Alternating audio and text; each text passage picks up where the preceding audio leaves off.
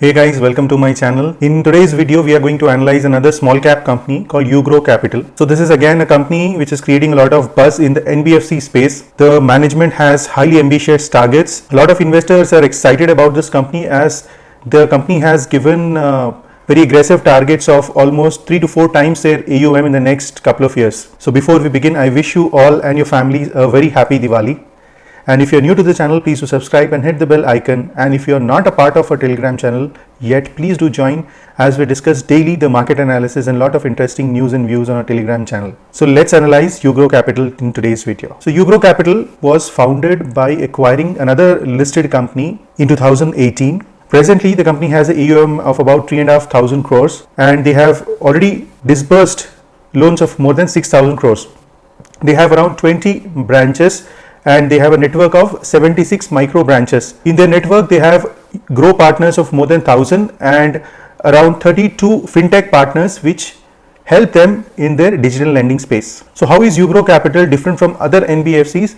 So the management claims that they are a data driven company, they are a tech focused company. So all the disbursement decisions are taken by the algorithm which the company has developed by using different data metrics, and this company is focused only on the MSME sector which is underserved or unserved by the other banks. So when this company was started, they raised about 920 crores of capital from 5 marquee investors which are the PE firms like ADV, Newquest, PAG, Semina Capital, and the man behind this company who is leading the company, who is a binding thread between all the board of directors, is Mr. Sachindranath.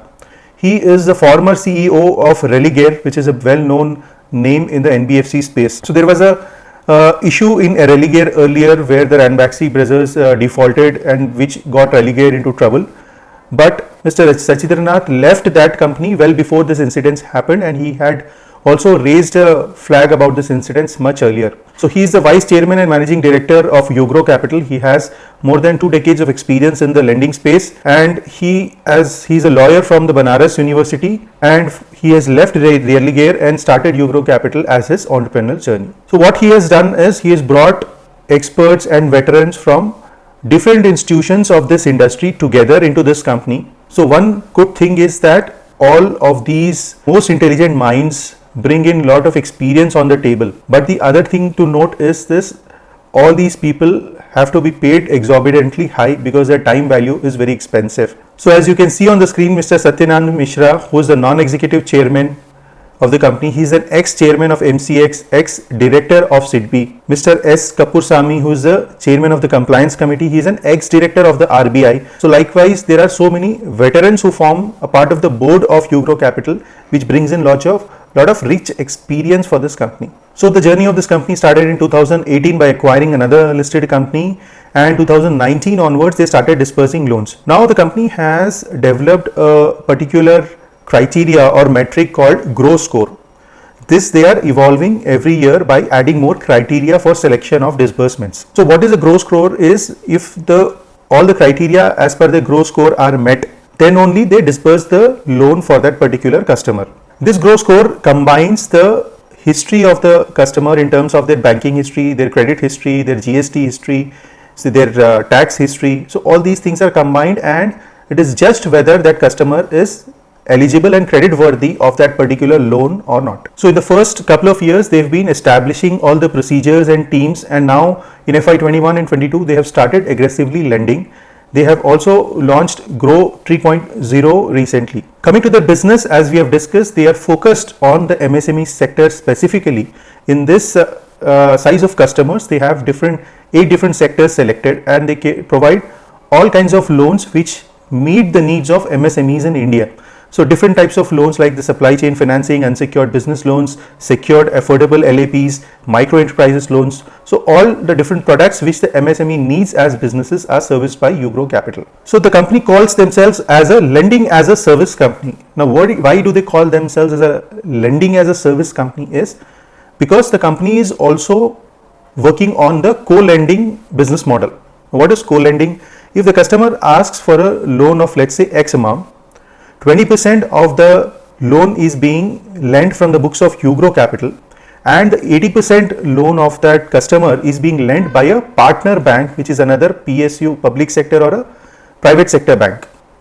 So both these banks, including Ugro Capital, are jointly lending the loan to the customer. So that is why it's called co-lending. And Ugro calls themselves as a lending as a service company because it is helping all the other public and private sector banks to get customers and to reach all these underserved customers of MSMEs in the semi-urban and rural areas. So along with the banks, Ugro also partners with the other SFBs, NBFCs of India, and as we have discussed, the company follows a data-driven approach. So there are 8 different sectors and there can be several sub-sectors in these which Ugro has selected to lend their money.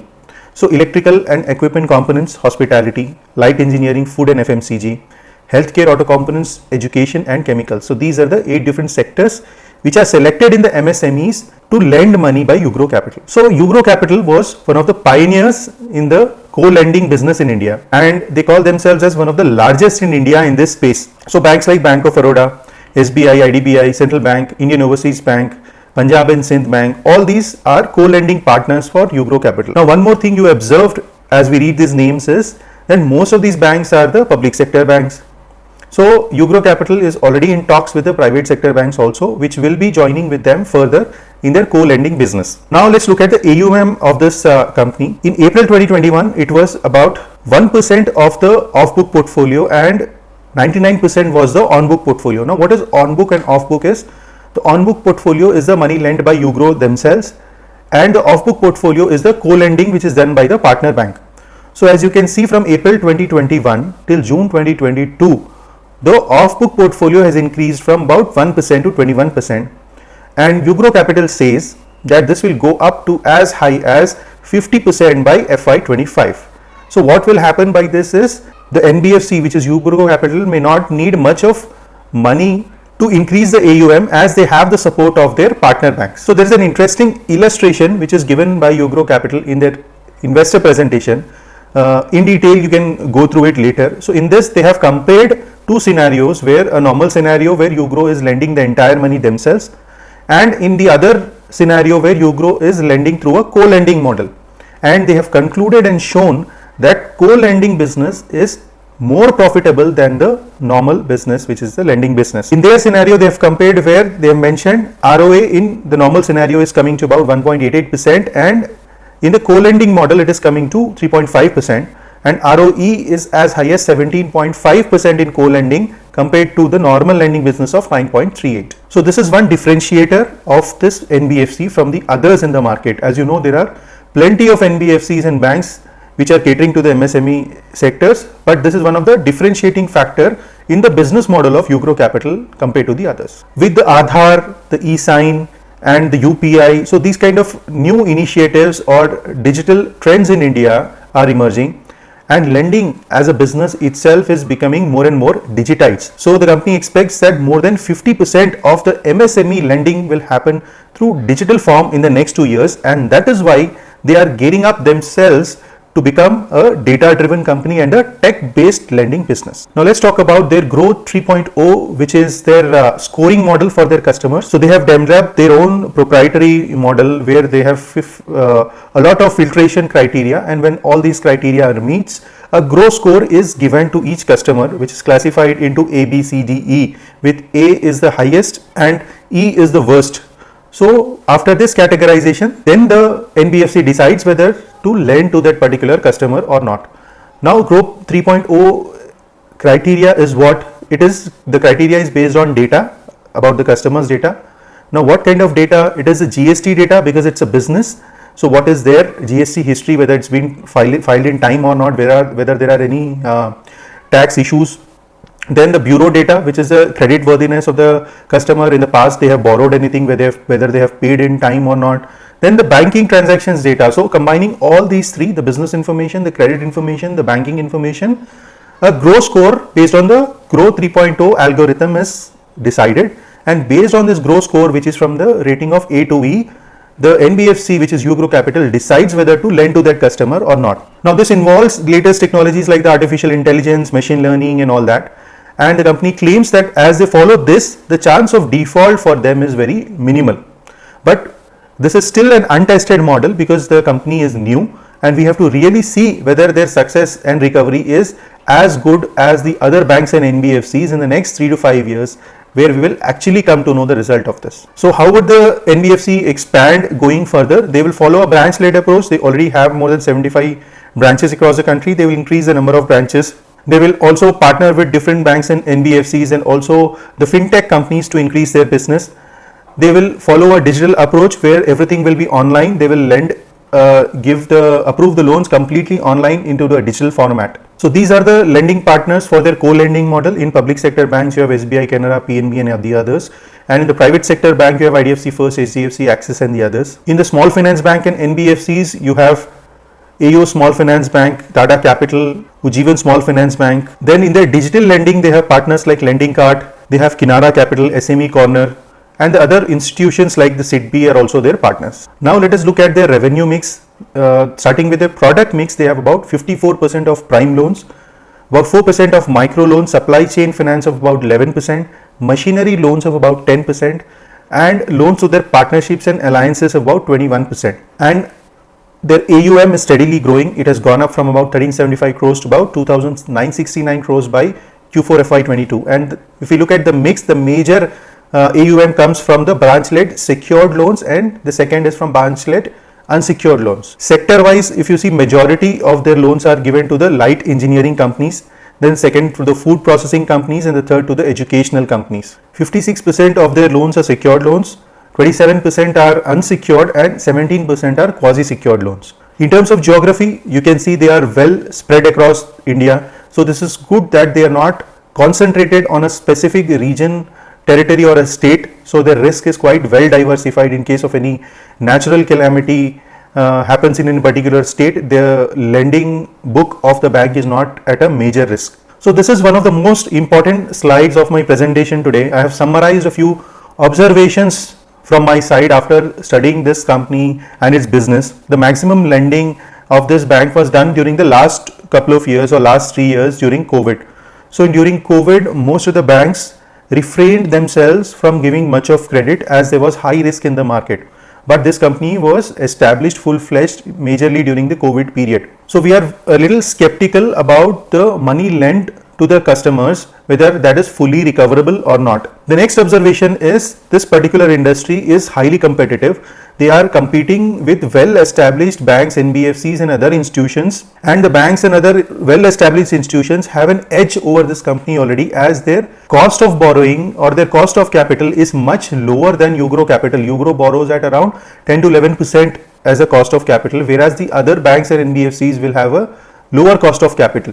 At the same time, when their cost is higher, Ugro will try to lend to the end customers at higher rates. Why will the customers take loans at higher rates? Only if they have some serious emergency of funds, or if the chances of recovery are lesser when compared to the other secured loans. Only then the customers will be willing to pay higher rate for the loans borrowed by them. So these are some concerns in my mind when I read about this company. Now going further from this particular stage, where they have already raised about 1000 crore initially, they have co-lending with the other banks. Now growing from here will require a lot of capital. Now to get this capital, there are only two ways: either they borrow from some other banks or they generate more equity. So if they generate more equity, then the existing shareholders EPS will go down, and if they borrow, they will continue to borrow at higher interest rates. The targets which the bank has set for the next FY23 or FY25 are very highly ambitious targets. So we have to closely monitor whether the execution is in line with those targets or not going further. As the start of this company itself was by raising PE funds. PE funds generally invest in companies with a fixed time period for 3 years, 5 years or 7 years or 10 years. So after their time period is over, they generally look at exit. So when such kind of investors are there, there is a overhang on the share that the PE investors may exit, and generally these kind of block deals happen at a lower price than the market price. So there will be such overhang throughout the life of this company. The good thing is Mr. Sachindranathan has brought highly experienced board members to the company, but all these people are veterans in the industry and their time is very expensive. So they will not be working for their bank at such lower pace. If you look at their annual report, they are being paid high sitting fees for their each board meeting. The co-lending space is new to the country, and we are not sure whether this is a successful business model in India or not. Going further, during good times, the relationship with the banks and the co-lending bank and the Ugro Capital is good. But going further, during the bad times, it may happen that the relationship between Ugro and the other partner banks may get strained. So these kind of things has to be closely monitored by us. Another thing to note is that the cost to income ratio for Ugro Capital is much higher than the other well-established banks.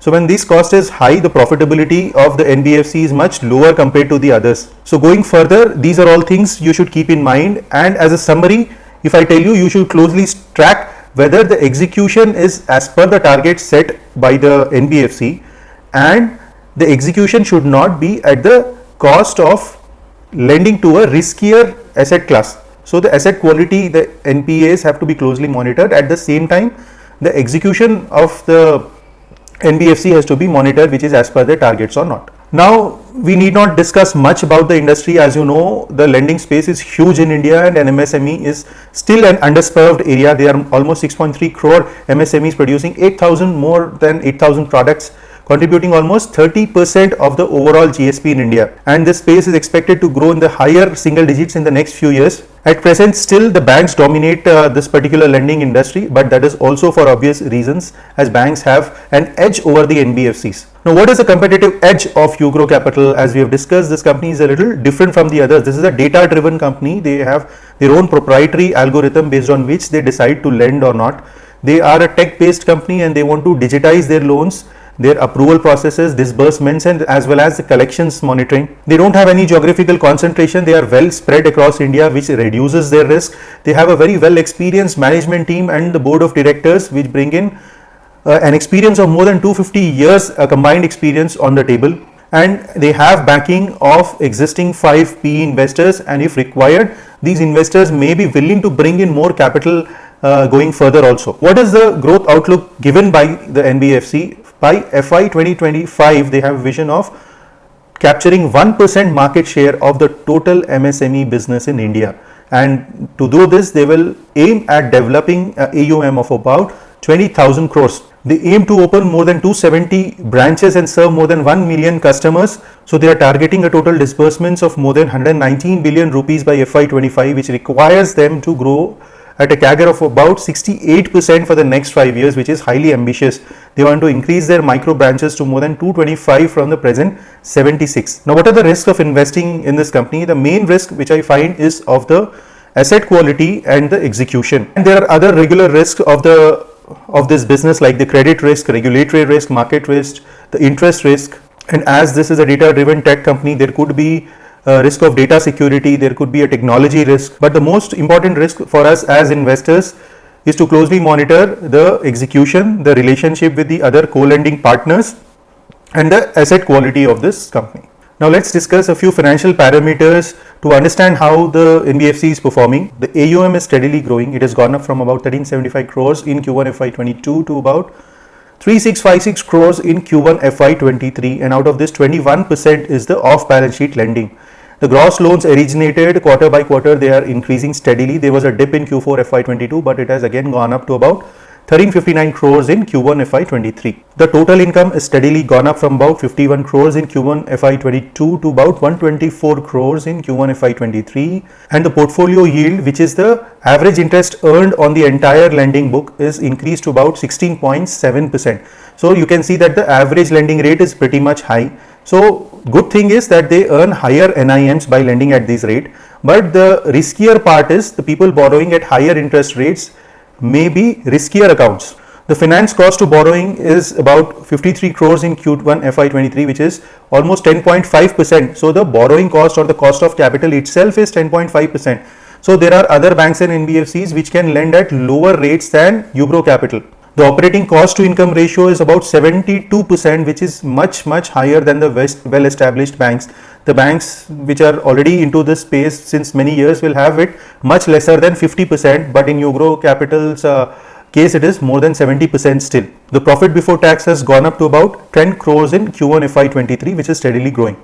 The total debt and the leverage ratio is about 2,200 crores, which is 2.26 times, which is fairly under control. The gross NPA and the net NPAs are 2.13% and 1.5%, which is slightly on the higher side, but the NBFC expects this to go down going further. There are 96 branches and 1275 employees presently working for them, and they have more than 25,000 active borrowers which form a part of the present AUM. Now let's talk about the shareholding of the company. Now this is again a concern that the main face, Mr. Sachindranath, he himself doesn't hold the majority stake in the company because the PE funds hold the majority stake. So one concern for me is that the CEO is not having a skin in the game. The promoters hold just about 2.87%, FII 7.5%, and DAI is just 2%. So the major shareholding is with the public. In terms of valuation, we'll look at the PB ratio is about 1.2x, which is fair, which is not very expensive, provided that the present asset quality is maintained and the GNPAs and the net NPAs do not increase over a period of time. Now if we look at the chart, the stock made a high of about 225 earlier, and now it is consolidating sideways. So in such kind of companies where there is uncertainty in achieving the execution, although whatever they have committed, they are actually moving in that direction, but the concern is the asset quality, which has to be closely monitored. So if something goes wrong in that, we have to keep a stop loss and exit from this company. Whenever you get to know any announcement from the company or the quarterly results are bad, you have to be active and exit as an investor. So if you if you want to invest in this company, if you trust the management, if you want to take a chance, you can accumulate in a staggered manner, as the stock is very volatile, and you closely monitor the quarterly results and announcements, and if at all you see that the company is not achieving their targets, or if the quality of the assets are deteriorating, then you should be exiting at the right time.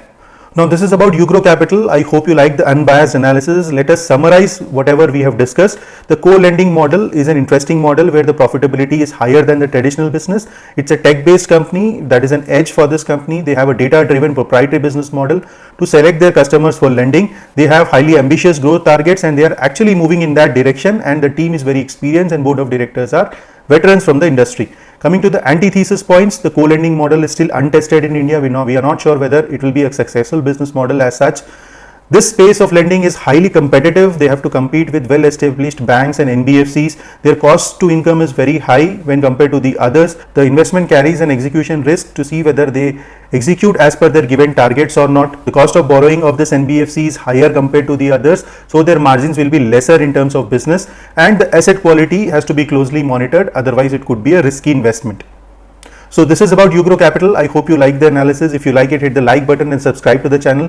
Please do share with your friends, and do comment the name of your favorite small or micro cap company so that I can consider them for their upcoming videos. Thank you for watching and have a wonderful day.